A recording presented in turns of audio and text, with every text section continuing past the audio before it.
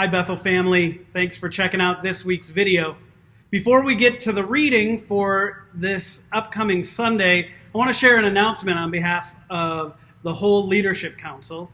We've decided that we're going to push back the annual meeting until Sunday, February 10th.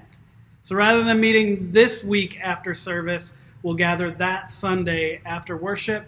And at the annual meeting, we'll be adopting our budget, electing our leaders, and charting the course for the year ahead for Bethel as a congregation and a community. If you think these are unusual moves and you're surprised by this decision, I want to let you know that these are indeed challenging times for the congregation.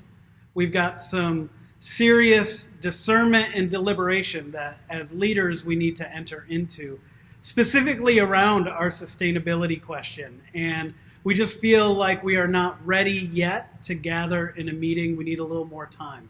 So our council has already been in several meetings planning and preparing for this. We gather again tonight, Tuesday evening, and hope to have a proposal for the coming year in the days ahead.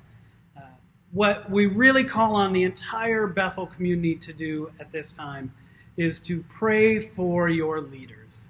Hold them in your thoughts and in your minds. Be intentional about praying not only for the leaders of this church, but for the whole community so that we can seek God's will and answer God's call in our own lives and collectively as a congregation.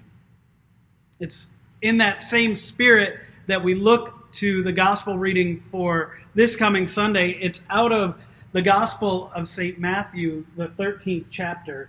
Hear the good news. Later that day, Jesus left the house and sat down by the lakeshore. Such great crowds gathered that he went and took a seat in the boat. And while the crowd stood along the shore, he addressed them at length in parables. One day, a farmer went out sowing seed. Some of the seed landed on a footpath where birds came and ate it up. Some of the seed fell on rocky ground where there was little soil. This seed sprouted at once since the soil had no depth. But when the sun rose and scorched it, it withered for lack of roots. Again, some of the seed fell among thorns, and the thorns grew up and choked it. And some of it landed on good soil and yielded a crop of 30, 60, even 100 times what was sown. Let those who have ears to hear this. We'll unpack the meaning of that gospel and continue in the 13th chapter of Matthew through Jesus' own explanation of his teaching.